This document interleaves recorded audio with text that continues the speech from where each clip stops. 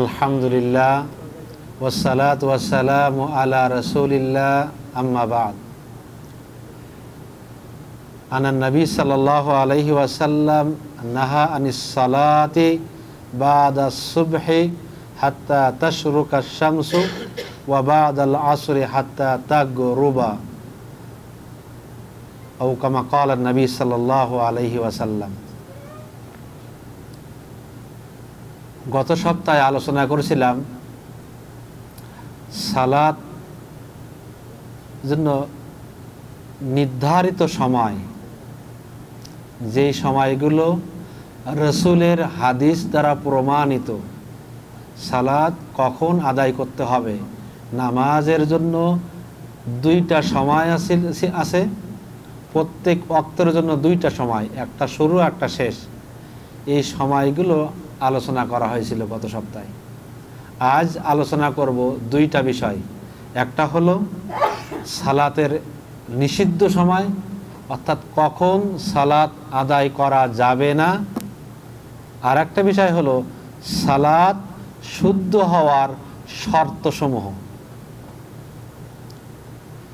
সালাত নিষিদ্ধ, সালাত তো ফরজ, কিন্তু কিছু কিছু সময় আছে ওই সময় সালাত আদায় করা যাবে না, আল্লাহ রাসূল বলছেন। প্রথম কথা হলো ফজর সালাতের পর সূর্য 1 বিঘাত ওঠা পর্যন্ত। 2 নম্বর কথা হলো আসর সালাতের পর যখন সূর্যর কিরণ তীক্ষ্ণ হয়ে যাবে, মানে দুর্বল হয়ে যখন সূর্যটা ডুবে যাচ্ছে, এই ডুবে যাওয়া পর্যন্ত, এই 2 সময়। 3 নম্বর হলো দ্বীপ প্রহরের সময়, যখন সূর্যটা মাথার উপরে থাকেন। এই 3 সময় সালাত আদায় করা যাবে না। রাসূল বলছেন নাহা আনিস সালাতি বা'দা সুবহি। সকালবেলা ফরজ নামাজের পরে সূর্য যখন উঠতেছে না, ফজর নামাজের শেষ সময় কখন? সূর্য ওঠা পর্যন্ত। সূর্য উঠে গেছে, ফজর নামাজ আর পড়া সময় শেষ হয়ে গেছে। এখন সূর্য যখন উঠতেছে, এই উপরে ওঠা পর্যন্ত এই সময়টা কি করা যাবে না। আর সূর্য যখন ডুবে যাচ্ছে যখন, আলো দেখেন এখন ক্ষীণ হয়ে গেছে, দুর্বল হয়ে গেছে, এখন ডোবা শুরু হয়ে গেছে। সূর্যটা সম্পূর্ণ ডুবে যাওয়ার আগ পর্যন্ত কি করা যাবে না? যাবে না। দ্বীপ প্রহরে সূর্য মাথার উপরে যখন থাকে তখন সালাত আদায় করা। কারণটা হলো কি? কারণটা রাসূল সাল্লাল্লাহু আলাইহি ওয়াসাল্লাম বলছেন, বর্ণনাকারী সাহাবী জিজ্ঞাসা করতেছেন, হে আল্লাহর নবী, আমাকে এমন জ্ঞান সম্পর্কে অবগত করেন যেগুলো সম্পর্কে আমি জাহেল, আমি মূর্খ, আমি অজ্ঞ। তারপর রাবী বলতেছেন, আমাকে সালাত সম্পর্কে অবগত করুন, সালাত শিক্ষা দিন। রাসূল বলতেছে তখন, তুমি ফজরের সালাত আদায় করো, অথবা সূর্য উদিত হয়ে উপরে না ওঠা পর্যন্ত, সূর্য যখন উঠতেছে না, উদিত হয়ে ওই 1 হাত পরিমাণ, 1 বিঘাত পরিমাণ না ওঠা পর্যন্ত তুমি সালাত আদায় করা থেকে কি করো? বিরত থাকো। কারণ সূর্য উদিত হওয়ার সময় শয়তানের 2 শিংয়ের মাঝখান দিয়ে সূর্যটা কি হয়? উদিত হয়। আর ওই সময় কাফেরেরা এই শয়তানকে পূজা করে। তাহলে কেন পড়া যাবে না? কারণ কাফেরেরা ওই সময় শয়তানকে কি করে? পূজা করে। তারপর রাসূল বলতেছেন, অথবা সূর্য যখন মাথার উপরে চলে আসবে, একেবারে দ্বীপ প্রহরের সময় মাথার উপরে চলে আসবে, এই সূর্যটা ঢলে যাওয়ার, পশ্চিম দিকে ঢলে যাওয়ার আগ পর্যন্ত সালাত আদায় করা থেকে কি করো? বিরত থাকো। কারণ তখন জাহান্নামকে উত্তপ্ত করা হয়। জাহান্নাম, কথা বোঝা গেছে নেই? প্রথমটা হলো কি, সকালবেলা সূর্য উদিত হওয়া থেকে উপরে ওঠার পর্যন্ত 1 বিঘিত পরিমাণ উপরে ওঠা পর্যন্ত বিরত থাকতে হবে। কারণটা হলো কি, সূর্যটা 2 সিংহের, শয়তানের 2 সিংহের মাঝখান থেকে ওঠে, আর কাফেররা ওই সময় শয়তানের পূজা করে। 2 নম্বর কথা হলো দ্বীপ প্রহারের সময় সালাত আদায় করা থেকে বিরত থাকতে হবে। কারণটা হলো ওই সময় জাহান্নামকে কি করা হয়? উত্তপ্ত করা হয়। 3 নম্বর হলো আসরের নামাজের পরে সূর্যটা যখন তার আলো দুর্বল হয়ে গেছে, ডুবে যাওয়ার আগ মুহূর্ত, দেখছেন না, মানে ডিমের কুসুমের মতন লাল থাকে, কিন্তু তার আলো দুর্বল, কোনো আলোর জ্যোতি নাই, কিরণ নাই, শক্ত না, ওইটা ডুবে যাওয়ার আগ পর্যন্ত ডুবে যাচ্ছে, এই সময়টা সালাত আদায় করা যাবে না। কারণ রাসূল বলছেন ওইটা সূর্যটা ডুবতেছে শয়তানের 2 সিংহের মাঝখান দিয়ে, আর কাফেররা ওই সময় শয়তানকে কি করতেছে? পূজা করতেছে। এই 3টা সময় কি করা যাবে না? সালাত আদায় করা যাবে না। এরপর আসুন, আমরা যে সালাত পড়ি, তাই না, সালাত আদায় করি আমরা, তো সালাত শুদ্ধ হওয়ার জন্য, সঠিক হওয়ার জন্য কি কি শর্ত আছে? যদি আমরা এই শর্তগুলো জানি, তাহলে আমরা বুঝতে পারবো যে আমাদের সালাতটা সঠিক সহি হচ্ছে কি না, তাই না? প্রথম শর্ত হলো সালাতের ওয়াক্ত হওয়া, সালাতের যে সময় হয়েছে এটা জানা। অনেকে আমরা জানি না যে এখন সালাতের সময় হয়ে গেছে। তাহলে দুখুলুল ওয়াক্ত, সালাতের সময় হওয়া, সালাতের সময় হলেই আজান দিবে। আজান শুনতে পাচ্ছেন না, আপনি মরুভূমিতে আছেন অথবা এমন গ্রামে আছেন যেখানে এই আজানের শব্দ পৌঁছায় না, তখন কি করবেন? তখন আপনাকে অবশ্যই জানতে হবে যেটা সালাতের সময় হয়ে গেছে। যদি জোহরের সময় হয়, তাহলে ওই যে সূর্যটা পশ্চিম দিকে ঢলে গেছে, এটা আপনার জানতে হবে, বুঝতে হবে। যদি আপনি বুঝতে পারেন, তাহলে আপনি এখন নামাজ পড়বেন। এখন এই ওয়াক্তর আগেই সালাত আদায় করা যাবে না। তাহলে হাদিস দ্বারা, সুন্নাত দ্বারা প্রমাণিত নির্ধারণ করা হয়েছে সালাতের ওয়াক্ত। একটা হলো শুরুর ওয়াক্ত, আর একটা শেষ ওয়াক্ত। এই 2-এর মাঝখানে কি করতে হবে? এর আগেও করলে হবে না, পরেও করলে হবে না। 2-এর মাঝখানে, শুরু আর শেষ, 2-এর মাঝখানের সময়টা আপনার সালাত আদায় করতে হবে। কারণ আল্লাহ তাআলা বলছেন ইন্নাস সালাতা কানাত আলাল মুমিনিনা কিতাবাম মাওকুতা, নির্ধারিত সময়ে সালাত ফরজ করা হয়েছে। তাহলে ওই নির্ধারিত যে সময়টা নির্দিষ্ট করা হয়েছে, এটা কিন্তু রাসূল করছেন, তাই না? অনেক ভাই বলেন যে সালাতের কথা কোরআন হাদিসে নাই, কখন পড়তে হবে, কি করতে হবে। দেখেন, আমরা তো গত সপ্তাহে আলোচনা করছি, সহিহ বুখারীর হাদিস, মুসলিম শরীফের হাদিস, নামাজের শুরুর ওয়াক্ত আর শেষ সময় এই দুটো উল্লেখ আছে। এই 2-এর মাঝখানের সময়টা কি করতে হবে? সালাত আদায় করতে হবে। 2 নম্বর শর্ত হলো সাধ্য অনুযায়ী 2 ধরনের নাপাকি থেকে পবিত্রতা অর্জন করতে হবে। আপনার সাধ্য অনুযায়ী 2 ধরনের নাপাকি, এই 2 ধরনের নাপাকি থেকে আপনার কি করতে হবে? প্রথম নাপাকি হলো হাদাস, নাপাক অবস্থা। আপনি একজন মানুষ, নামাজি, অথবা আপনি মুসল্লি, নামাজ পড়তে যাচ্ছেন, তা আপনার নাপাকি অবস্থাটা, কারণটা হলো সেটা কি, যে আপনার উযু নাই, উযু নষ্ট হয়ে গেছে। তাই সেটা বায়ুর কারণে হোক, অথবা আপনার উযু ভঙ্গের যে কারণগুলো আছে, এই যে কোনো কারণে হোক, উটের মাংস খাইছেন সে কারণে হোক, যেই কারণে হোক না কেন আপনার উযু নষ্ট হয়ে গেছে, তখন উযু না করা পর্যন্ত সালাত যদি আদায় করেন, এই সালাত কি হবে না? আল্লাহ রাসূল বলছেন লা ইয়াকবালুল্লাহু সালাতা আহাদিকুম ইযা আহদাসা হাত্তা ইয়াতাওয়াদ্দা যদি তোমাদের ভিতরে কারোর উজু নষ্ট হয়ে যায়, উজু ভেঙে যায়, তাহলে উজু না করা পর্যন্ত সালাত আদায় করলে ওই সালাত আল্লাহ তাআলার কাছে কি হবে না? কবুল হবে না। তাহলে এটাই হলো নাপাকি অবস্থা। 2 নম্বর হলো নাপাকি বস্তু, আছে না? তা নাপাকি বস্তু, যে ব্যক্তি জেনে শুনে স্মরণ থাকা অবস্থায় কোনো নাপাকি মানে কোনো নাপাকি নিয়ে সালাত আদায় করে, তাহলে তার সালাত কি হবে না? হবে না। আপনি জেনে শুনে যদি আপনার নাপাকি আছে আপনার জামাতে, অথবা আপনি যেখানে নামাজ পড়তেছেন স্থানে, অথবা আপনার শরীরে, তাহলে আপনার নামাজ সহি হবে না, সঠিক হবে না। তাহলে 3টা স্থান থেকে নাপাকি দূর করতে হবে। প্রথম হলো কি? শরীর। শরীর থেকে, আপনার এই শরীর থেকে কি করতে হবে? নাপাকি দূর করতে হবে। শরীরটা কি? আপনার দেহ, আপনার বডি।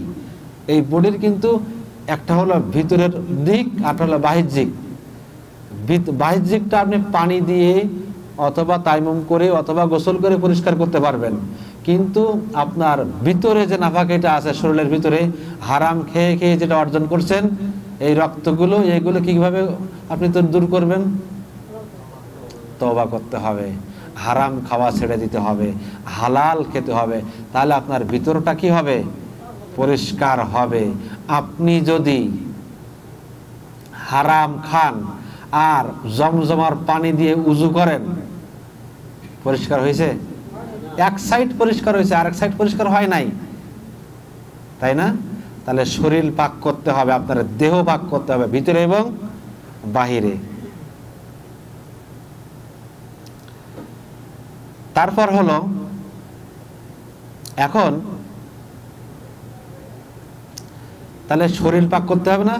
এখন প্রশ্ন হলো, সালাত শেষ করার পরে কোনো ব্যক্তি যদি জানতে পারে তার শরীরে নাপাকি লেগে আছে, তাহলে সে কি পুনরায় সালাত আদায় করবে?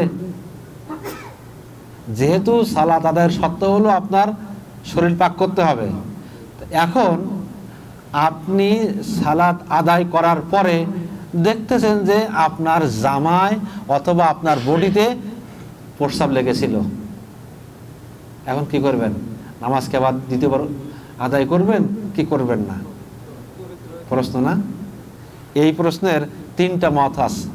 প্রথম মত হলো আপনার সালাত বাতিল হয়ে যাবে, বাতিল হয়ে যাবে। তবে সময়ের মধ্যে, যদি সময়ের মধ্যে আপনি জানতে পারেন, তাহলে ওই সালাতটা পুনরায় আদায় করতে হবে। আর যদি সময়ের পর জানতে পারেন, তাহলে পুনরায় সালাত আদায় করতে হবে না, আপনার সালাত বাতিল। বুঝেন নাই?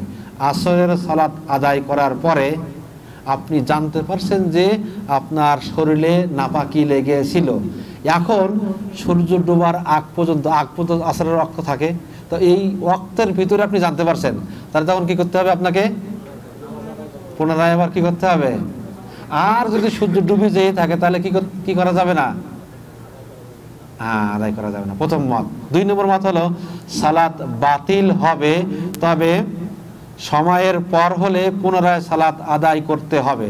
সময়ের পর হলেও সালাত কিন্তু বাতিল হয়ে গেছে, আপনি আসরের সালাত আদায় করছেন, আপনার সালাত বাতিল হয়ে গেছে, যেহেতু আপনার গায়ে কি আছে। এখন এই সময়টা অতিক্রম হয়ে গেছে, মাগরিব রক্ত চলে আসে, তারপরও আপনাকে আসরের সালাত কি করতে হবে? পুনরায় আদায় করতে হবে, কারণ আপনার আসরের সালাত বাতিল হয়ে গেছে, যেহেতু আপনার গায়ে নাপাকি ছিল। বোঝা গেছে নি? 3 নম্বর হলো আপনার সালাত শুদ্ধ হবে, পুনরায় সালাত আদায় করতে হবে না।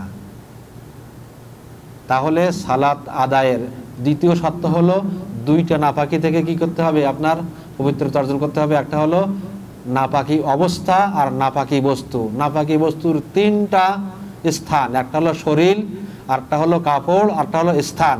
তাই শরীরের পাক করতে হবে।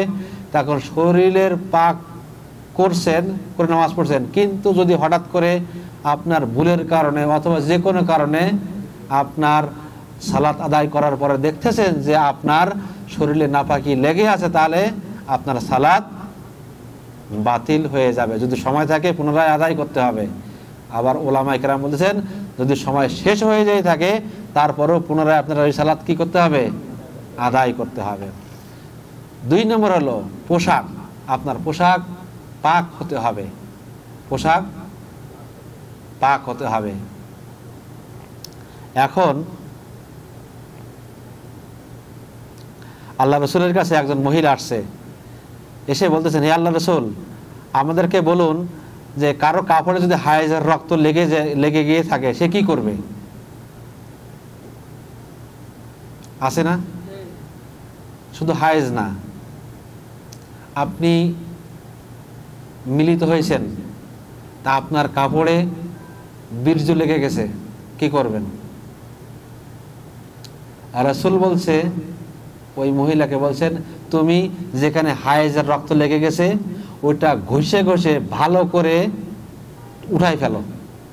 শুকাই গেলে ওটা জমাটবদ্ধ হয়ে থাকে না, তা ঘষো, এইরকম ঘষে ঘষে উঠাই ফেলো রক্তটা। ওঠানোর পরে ভালো করে ওই জায়গাটা ধুয়ে ফেলো, ধুয়ে ওই কাপড় পরে কি করো? সালাত আদায় করো। যদি এমন হয় যে আপনার স্বপ্নদোষ হয়েছে, আপনার কাপড় লেগে গেছে, কি করবেন? আপনি চাইলে ওটা ঘষে ঘষে উঠাইয়া ওই জায়গাটা ধুয়ে ওই কাপড় পরে কি করতে পারবেন? সালাত আদায় করতে পারবেন। আবার যদি চান যে না আমার অতিরিক্ত ড্রেস আছে, কাপড় আছে, সেটাই পরে সালাত আদায় করবো, তাতেও সমস্যা নাই। তাহলে কাপড় পাক হলো শর্ত। আপনার পোশাক পাক না হলে আপনার সালাত শুদ্ধ হবে না। 3 নম্বর বস্তু হলো জায়গা, যেখানে দাঁড়ায় আপনি সালাত আদায় করবেন, এই জায়গাটা। আল্লাহ তাআলা বলছেন, ওয়াহিদিনা ইলা ইব্রাহিমা ওয়া ইসমাঈলা আন তাহিরা বাইতিয়া লিত-তাইফিনা ওয়াল আকিফিনা ওয়া রুক্কাই সুজুদ। আমি ইব্রাহিম এবং ইসমাঈলের নিকট অঙ্গীকার নিয়েছিলাম। কে বলছেন? আল্লাহ রাব্বুল আলামিন। ইব্রাহিম এবং ইসমাঈলের কাছে অঙ্গীকার নিয়েছে, সেটা কি? তোমরা আমার ঘরকে তাওয়াফকারী, হজ উমরাকারী যারা তাওয়াফ করতে যায়, এই তাওয়াফকারীদের জন্য এবং ইতিকাফকারীদের জন্য এবং যারা রুকু সিজদা করে, সালাত আদায় করে, তাদের জন্য আমার ঘরকে পবিত্র রেখো। তাহলে যেখানে নামাজ আদায় করা হয় ওই জায়গাটা আপনার কি হতে হবে? পবিত্র হতে হবে, পাক হতে হবে। ওই জায়গা যদি পাক না হয় আপনার সালাত সহি হলো না। একবার এক বেদুইন মসজিদে আসলেন, আসার পরে উনি দাঁড়ায় প্রস্রাব করছে মসজিদের ভিতরে।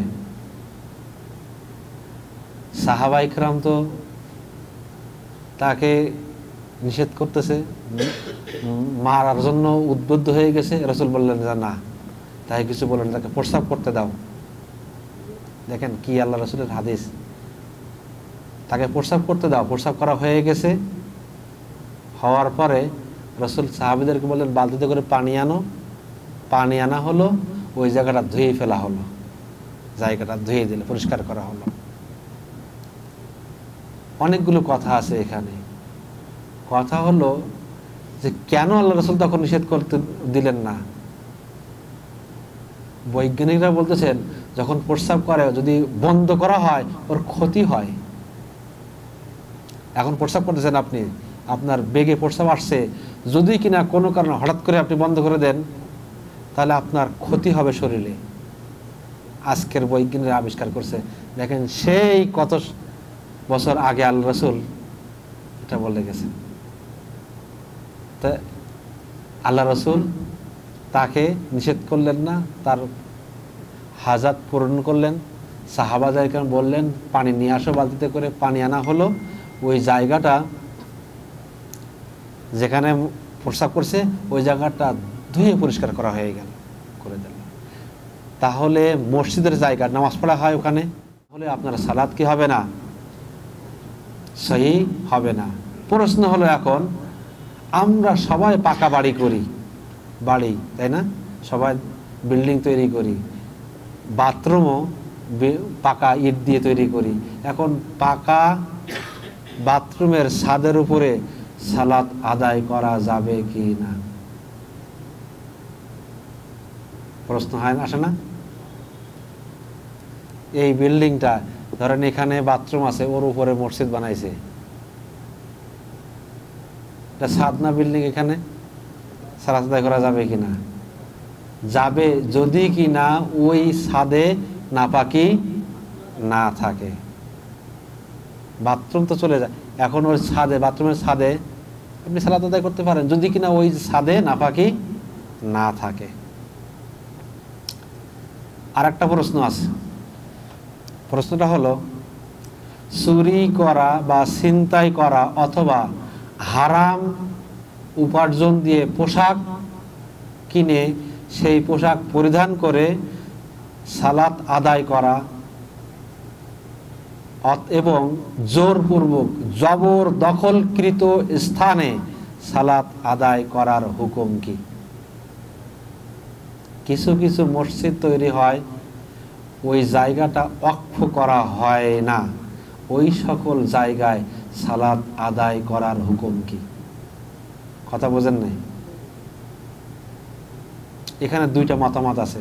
প্রথম মতামত হলো জমহুরুল উলামা ইকরাম বলতেছেন ওই ধরনের চুরির পোশাক, ছিনতাই করা পোশাক, হারাম টাকা দিয়ে কেনা পোশাক জবরদখল, জোর দখল করে জায়গায় মসজিদ বানায়া ওই জায়গায় সালাত আদায় করলে সালাত কি হবে না?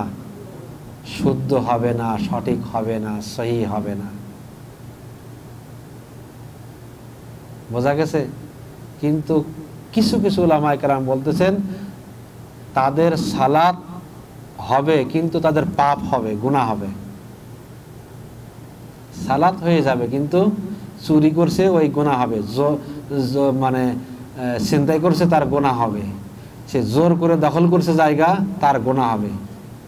তবে জমহুরুল উলামায়ে কেরাম বলতেছেন তাদের সালাত কি হবে না। আমার প্রশ্ন বোঝা গেছে? দেখেন আপনার বাড়িতে, আপনার প্রতিবেশীর জায়গায়, আপনার গ্রামে দেখেন মসজিদটা যখন তৈরি করছে ওই জায়গাটা ওয়াকফ করা আছে কিনা। ওয়াকফ যদি করা না থাকে এখনই বলুন ওয়াকফ করার জন্য, কারণ ওই জায়গাটা আল্লাহর জন্য দেয় নাই, যখন তখন সে দখল করতে পারে, তাই না? 3 নম্বর শর্ত হলো সাধ্য অনুযায়ী লজ্জাস্থান ঢেকে রাখা, সাধ্য অনুযায়ী সতর ঢাকা। যে ব্যক্তি নামাজ পড়লেন অথচ তার সতর খোলা থাকলো, সতর সে ঢেকে রাখলো না, তার সালাত সহি হবে না। তবে যদি কোনো ভাইয়ের একেবারে কোনো কিছু নাই, কাপড় নাই, তার বাসায় কি করবে, পড়ার মতন কোনো কাপড় নাই, তাহলে কিন্তু সালাত হবে।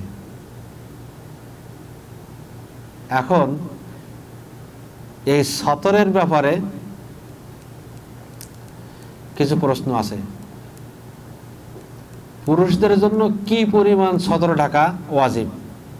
সতর তো ঢাকতেই হবে। এখানে রাসূল বলতেছেন যদি কাপড় একটা হয় আর ওই কাপড়টা লম্বা হয় তাহলে ওই ব্যক্তি, নামাজি ব্যক্তি কি করবে, গায়ে পেছাবে আর পরনেও পরবে। যদি কাপড়টা কি হয়, লম্বা হয়, একটা কাপড় যদি হয়, ওই কাপড়টা যদি লম্বা হয় তাহলে গায়েও পেছাবে এবং নিচে একেবারে ওই যে হাঁটুর নিচ পর্যন্ত পরবে। আর কাপড় যদি ছোট হয় তাহলে গায়ে পেছানোর দরকার নাই, শুধু নিচে লুঙ্গি আকারে পরবে। লুঙ্গি আকারে বলতে ওই নিচের দিকে নাভি থেকে হাঁটুর মালা পর্যন্ত। কারণ রাসূল বলছেন সতর হলো মা বাইনা সুররাতি ইলা রুকবাতি আওরাত। আওরাত হলো নাভি থেকে এই হাঁটুর মালা, রুকবা, এই হাঁটুর মালা পর্যন্ত পুরুষের জন্য আওরাত। এই জায়গা দেখতে হবে, কাপড় যদি ছোট হয় তাহলে ওই ছোট কাপড়টা দ্বারা এই জায়গাটা কি করতে হবে, ঢেকে রাখতে হবে। মহিলাদের জন্য সতরটা হলো ওলামায়ে কেরাম, জমহুরুল ওলামায়ে কেরাম বলতেছেন তাদের মুখ এবং হাতের কবজি ছাড়া আর সব কি সতর। মুখ হাতের কবজি এই দুই ছাড়া আর সব কি সতর।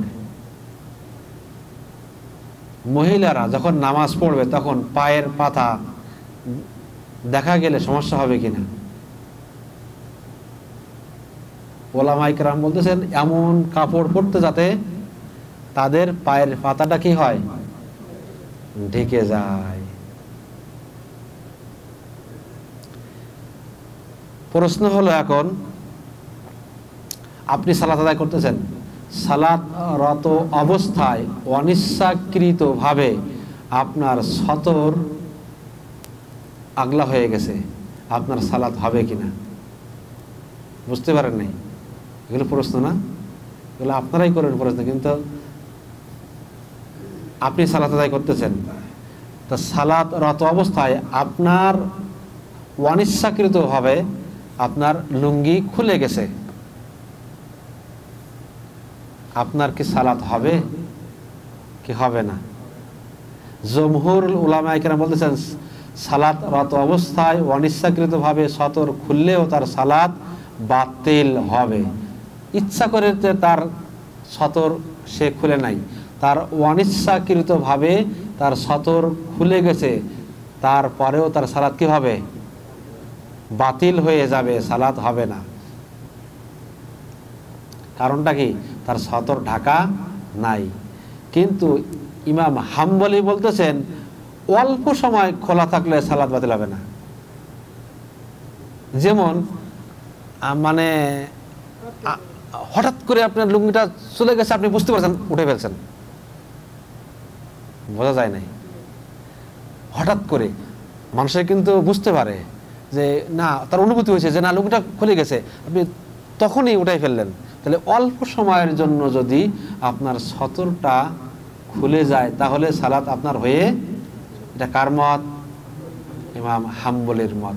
কিন্তু জমহুরুল উলামায়ে কেরাম বলতেছেন অল্প সময়ের জন্য হলেও সতর খুলে গেছে, সালাত বাতিল হয়ে গেছে। 4 নম্বর শর্ত হলো কিবলামুখী হয়ে সালাত আদায় করতে হবে।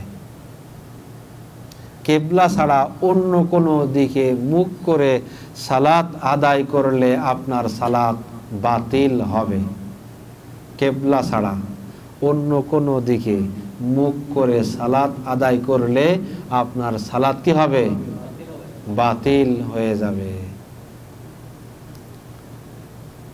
কারণ রাসূল বলছেন ইজা কুমতা ইলা সালাতে ফাসবাগুল উদুআ সুম্মা ইস্তাকবালাল কিবলাতা ফাকাব্বির।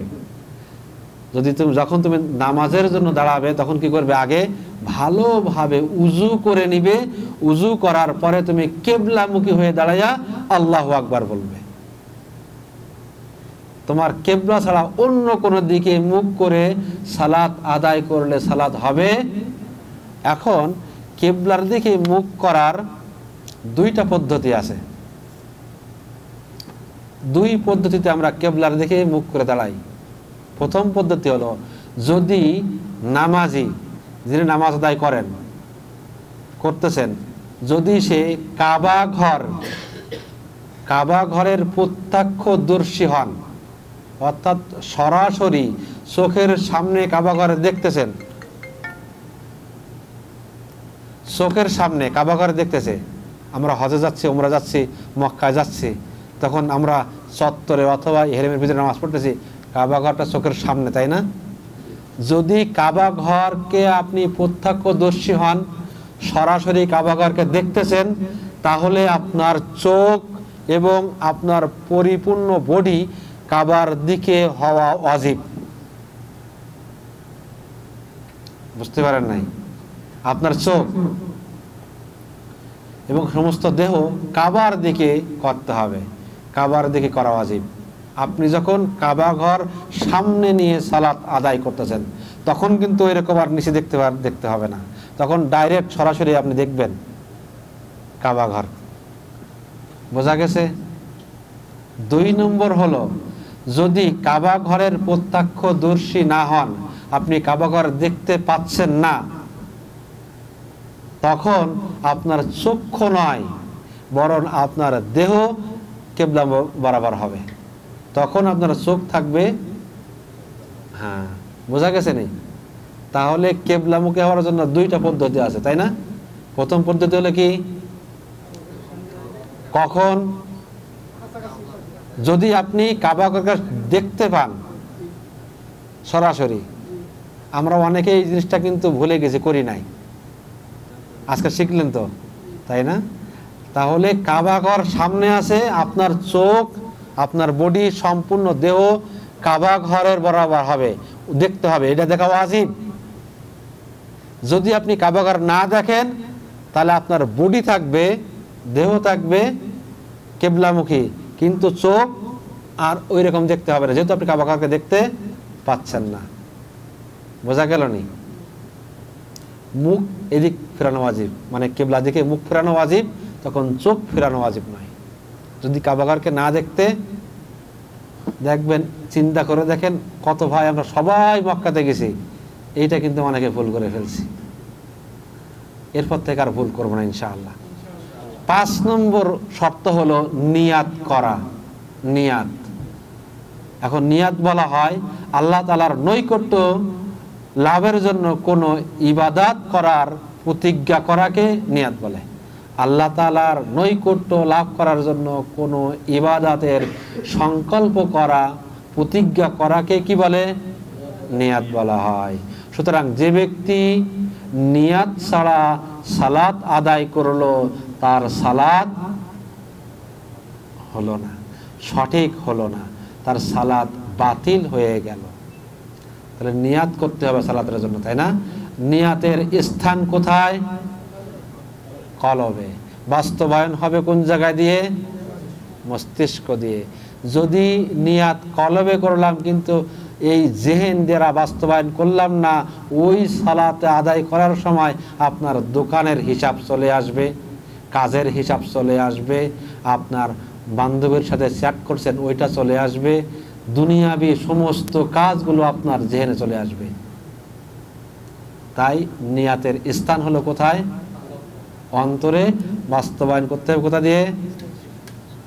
হ্যাঁ, তাহদির জেহেন, এইটাই এখানে হাজির করতে হবে। এখন যে আমি এখন এই জোহরের 4 রাকাত সালাত আদায় করতেছি, তখন দেখবেন আপনার সালাতে ভুল হবে না, তখন আপনি সালাতে মজা পাবেন।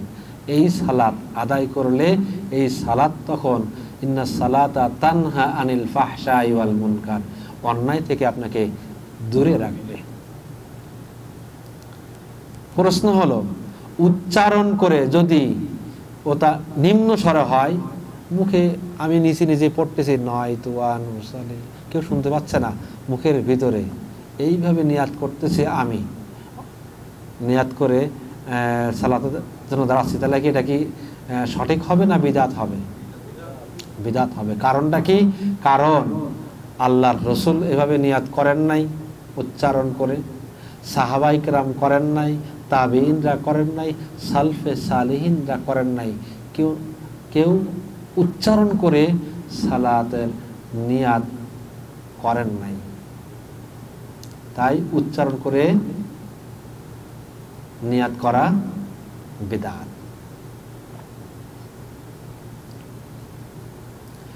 আমরা যে এই 5টা শর্তের কথা বললাম, তাই না? কি কি মনে আছে নাই? সালাতের সময় হওয়া, তারপরে সালাতের সময় হওয়া, তারপর সালাতের 2টা নাপাকি থেকে পবিত্রতা অর্জন করা, তাই না? নাজাসাত অবস্থা আর নাজাসাতের বস্তু, এর ভিতরে আসছে পোশাক পবিত্রতা হওয়া, জায়গা পাক, শরীর পাক। তারপরে হলো কি 3 নম্বরটা হলো কি? লজ্জাস্থান, তাই না? এই লজ্জাস্থান কি করতে হবে? পবিত্রতা মানে ঢেকে রাখতে হবে, তাই না? তারপরে কি? কিবলামুখী হওয়া, তারপর কি? নিয়াত করা। এই 5টা হলো সালাতের জন্য নির্দিষ্ট খাস কিন্তু এগুলোর সাথে প্রত্যেক ইবাদতের জন্য আরও কিছু শর্ত আছে, যেমন মুসলমান হওয়া, ইসলাম গ্রহণ করা, জ্ঞানবান হওয়া, বুদ্ধিমান হওয়া এবং বুঝদার হওয়া। এই তিনটা আরও জড়িত আছে অন্য অন্য ইবাদতের ক্ষেত্রে, কিন্তু সালাতের জন্য এই 5টা শর্ত। কেউ বলছেন 6টা, আমি ওইগুলো একসাথে বলছি তো এই জন্য 5টা আসছে, মূলত ওরা 6টা। তো এই হলো সালাতের শর্ত। আপনি যদি সালাতের এই শর্তগুলো না পালন করেন তাহলে আপনার সালাত সহি শুদ্ধ হবে না। আল্লাহ রাব্বুল আলামিন আমাদের সকলকে সালাতের শর্ত অনুযায়ী সালাত আদায় করার তৌফিক দান করুক। ওয়া মা তৌফিক ইল্লা বিল্লাহ। আসসালামু আলাইকুম ওয়া রাহমাতুল্লাহ।